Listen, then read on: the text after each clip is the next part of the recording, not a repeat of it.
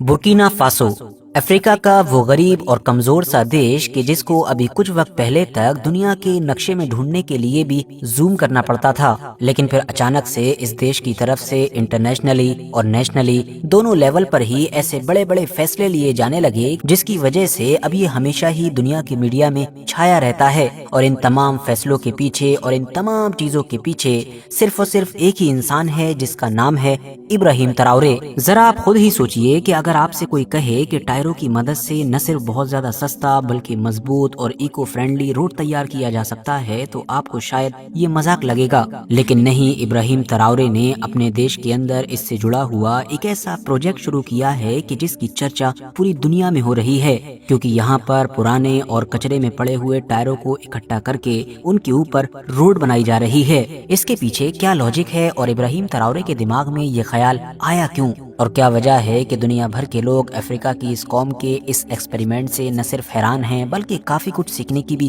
कोशिश कर रहे हैं, और कैसे इब्राहिम ट्राओरे का ये बड़ा ही अजीबो गरीब और हैरान कर देने वाला मंसूबा बुर्किना फासो की किस्मत बदल रहा है। साथियों, सबसे पहले तो हमारे लिए ये जान लेना जरूरी है कि अफ्रीका के बाकी ज्यादातर गरीब और कमजोर देशों की तरह बुर्किना फासो का भी जो इंफ्रास्ट्रक्चर है वो काफी पुराना और बुरे हाल में है। सड़कों का हाल तो हमेशा से ही ऐसा रहा है कि थोड़ी बारिश हो जाने पर बहुत सारी सड़कें बह जाया करती थी, इवन अभी भी बहुत सारी बह जाया करती हैं। छोटे बड़े गांव को शहरों से मिलाने वाली सड़कों की तो बात ही ना कीजिए, उनका हाल इतना बुरा कि बच्चों की स्कूल गाड़ियां हो या एम्बुलेंस हो घंटों घंटों इन कच्चे और कमजोर रोडों पर फंसी और अटकी रहती थी। बस इन्हीं तमाम बड़ी परेशानियों से छुटकारा हासिल करने के लिए एक बड़े और नए मंसूबे पर काम शुरू किया गया। लेकिन इब्राहिम ट्राओरे कि जिसका शुरू से ही फोकस इस बात पर रहा है कि हमको वेस्टर्न पावर से आज़ादी चाहिए, उनके इन्फ्लुएंस को अपने अफ्रीका के इलाके से ख़त्म करना है, किसी भी बड़ी ताकत से ऐसा कोई भी कर्जा नहीं लेना है कि जिसकी वजह से हम उनके जाल में फंसकर रह जाएं। तो उसके सामने इस मंसूबे को शुरू करते वक्त सबसे बड़ा चैलेंज ये भी था कि इस मंसूबे को सस्ते से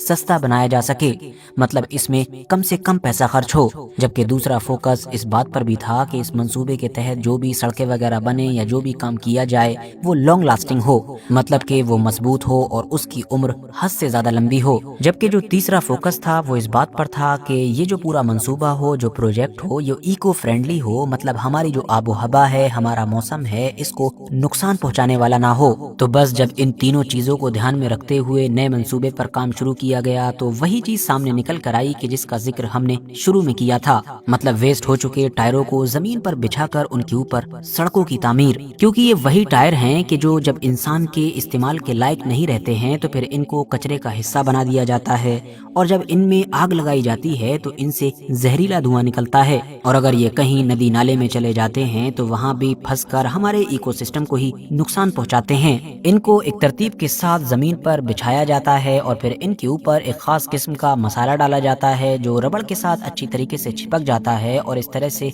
रोड तैयार होता है। अब ये तरीका हमारे इकोसिस्टम, हमारी आबो हवा के लिए तो अच्छा है ही, जैसा कि हमने जाना, मगर साथ ही सस्ता भी है। दावा किया जाता है कि जो बाकी ट्रेडिशनल सड़क बनाने के तरीके हैं उनके मुकाबले में ये अनोखा तरीका लगभग 40% सस्ता है। अब ये प्रोजेक्ट कि जिसको एक बड़े लेवल पर प्लान किया गया है, ये बुर्किना फासो जैसे एक गरीब और कमजोर देश में न सिर्फ हद से ज्यादा रोजगार लेकर आ रहा है बल्कि बुर्किना फासो के इंपोर्ट पर भी कट लगा रहा है। और जाहिर सी बात है, यही तो इब्राहिम ट्राओरे का शुरू से ही सबसे बड़ा विजन रहा है, मतलब बाहरी ताकतों पर कम से कम डिपेंड होना। उसकी वजह यह है कि इस प्रोजेक्ट में टायर, रेता या इस तरह की जो भी बेसिक चीजें इस्तेमाल हो रही हैं वो सब इनके अपने ही देश बुर्किना फासो की ही हैं। इब्राहिम ट्राओरे के इस अजीबोगरीब प्रोजेक्ट को न सिर्फ आसपास के अफ्रीकन देशों की तरफ से बल्कि बाकी दुनिया के भी बहुत सारे एक्सपर्ट्स की तरफ से काफी सराहा गया है। खास तौर से आसपास के जो अफ्रीकी देश हैं वो इस प्रोजेक्ट को काफी गहराई के साथ समझने और परखने की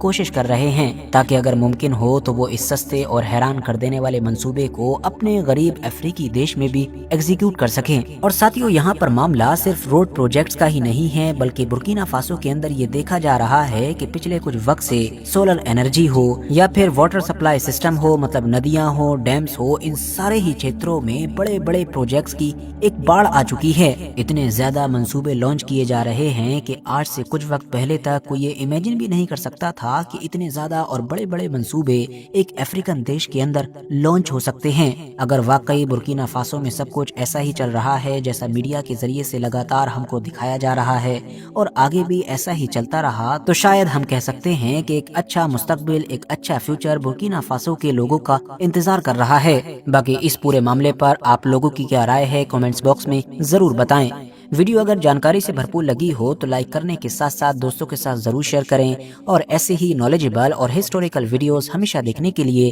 ہمارے اس چینل کو سبسکرائب کرنے کے ساتھ ساتھ بیل آئیکن کو ضرور پریس کریں۔